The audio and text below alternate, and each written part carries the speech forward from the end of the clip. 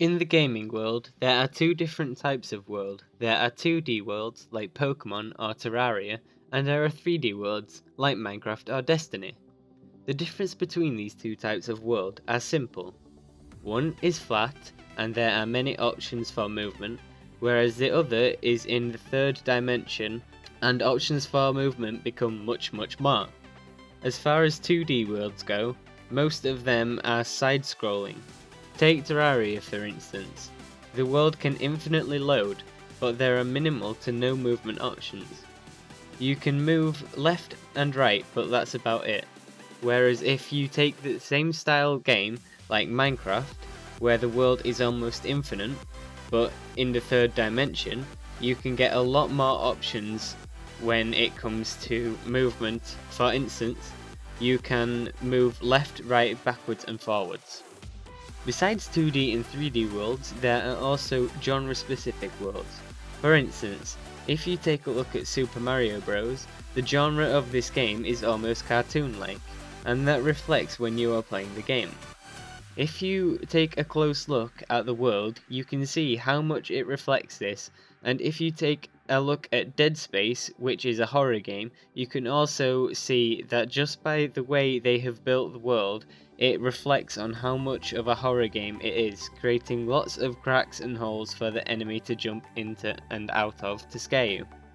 As well as genre-specific worlds, we are going to take a look now at the visual style and quality of the game worlds, or in other words, the graphics.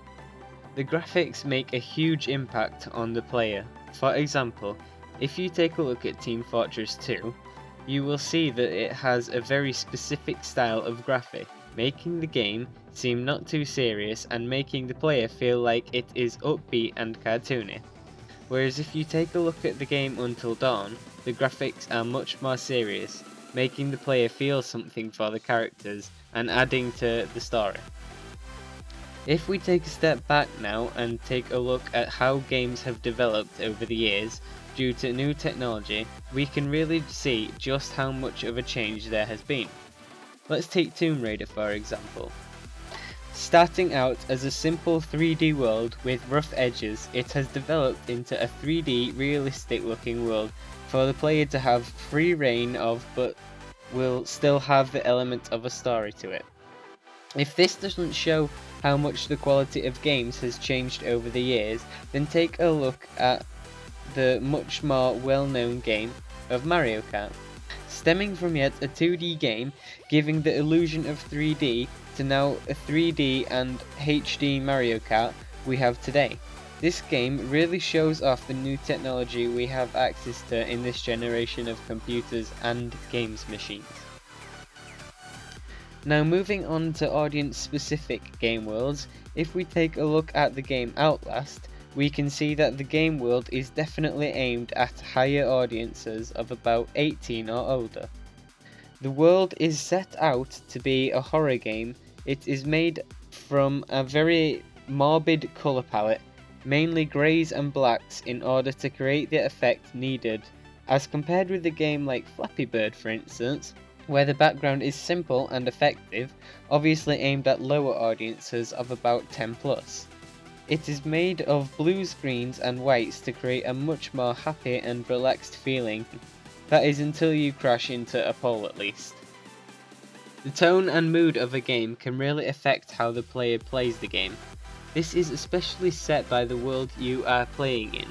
For example, if you are playing in a world filled with vibrant and happy colours like red, green, blue or yellow, you feel relaxed and not in any danger. Whereas if you are playing in a world filled with colours like black, grey and red, then you immediately feel a slight bit more on edge. The world that you play in can really make the difference in how you play. For instance, in a horror world, you tend to make much more rash decisions than you would if you were playing an upbeat and happy game. Game engines are one of the most important factors in the gaming world. Game engines can range from being extremely complex, like in the game Skyrim for instance, where the world looks aesthetically beautiful, or on the other side of things, the game engine can be really simple, like in the game Limbo for instance, where the world is extremely simple to look at, but still just as effective.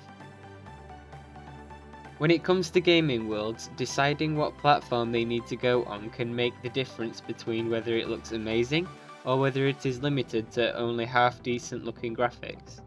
For instance, if you have a game on the Xbox or PlayStation, it is a lot more limited to graphics than say a gaming computer.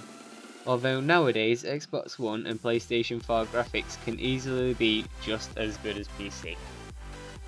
Characters in a game can sometimes be overlooked, but today we are going to take a closer look at the purpose of game characters, and how they make the story just that little more enhanced. Our emotional response to a character can get very high.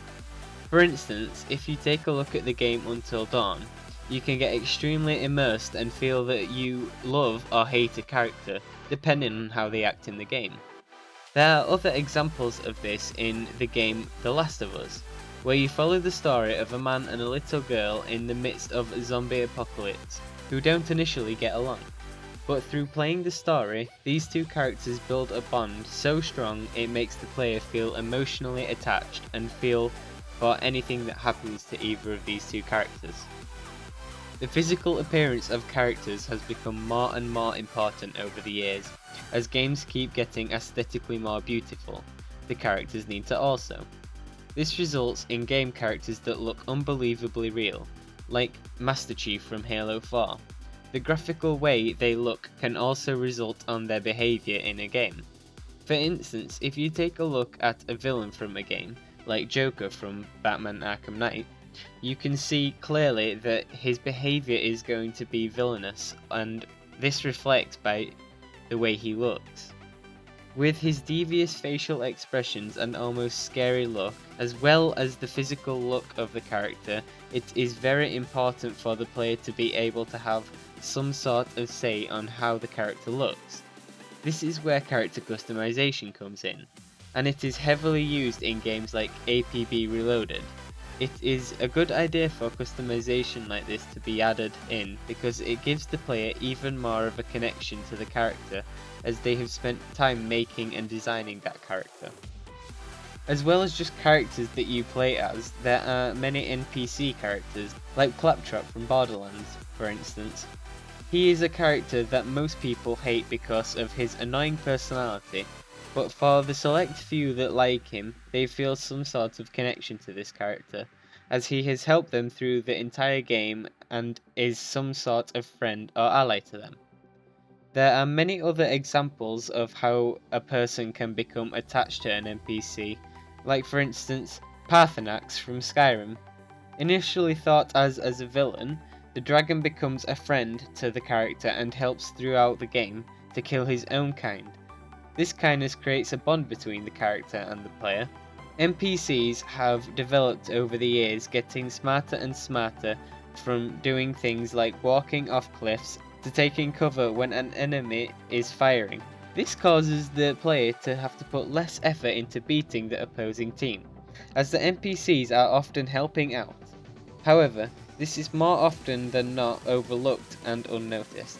Another thing that is overlooked in games is the animation that goes into the characters you play.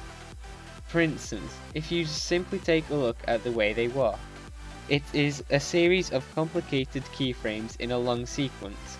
There are 3 different ways of achieving animation. There is 2D, 3D, and mocap. Mocap is an abbreviation for motion capture.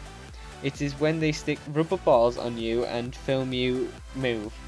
The computer then reads how the balls moved and codes the animated character to move in the same way. As for 3D animation, it is slightly harder. You are having to make the movements yourself, which can a lot of the time result in the movements not being as smooth. And finally, 2D animation. You have to key every frame, which can and will take a long time, especially as there are around 120 frames a second. Feedback interface is everything you see when you are playing a game. For example, if you take a look at a first-person shooter like Call of Duty or CSGO, then you will see every bit of information you could ever need, down to the point of how many bullets you have, or simply how many kills you have obtained throughout the entirety of the game. However, this doesn't just apply for first-person shooters like these.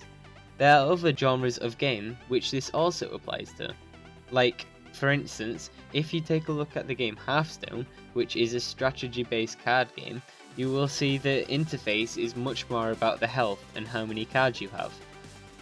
The interface can change how it is set out, but the majority of the time it is set out with a minimap in the top right and health in the bottom middle. However, the one thing that never seems to change is the fact that everything always remains around the edges.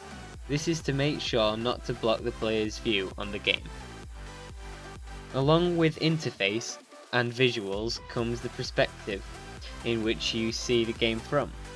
There are many different types of perspectives such as 2D, 3D, first person, second person, and finally, context sensitive. Let's start with 2D. 2D is more for games like Mario and Space Invader. These games are flat and are often 8-bit games. Next is 3D, and 3D is for games like Call of Duty or Halo, where you can have a 3D perspective of the world and character. First person and third person sort of come under the same category, as it's just a point of view the player has on their character. For instance, first person you will see as if you were looking through the character's eyes, and third person is where you are looking at your character from an external point of view. The final perspective to look at would be context sensitive, and context sensitive is where, depending on what situation your character is in, the viewpoint will change from third to first person. The final thing that I'm going to talk about in this video is FMV, and FMV stands for full motion video. This is what they used a while ago when they decided they wanted something better than graphics. Basically, full motion video is filming real people do stuff that is supposed to happen in the game, and then adding it in, instead of using animated cutscenes or graphics. On paper, this sounds like a great idea, but it turned out to be a catastrophe, as instead of being like a game, it was more of an interactive film that only had a very limited amount of options for a storyline.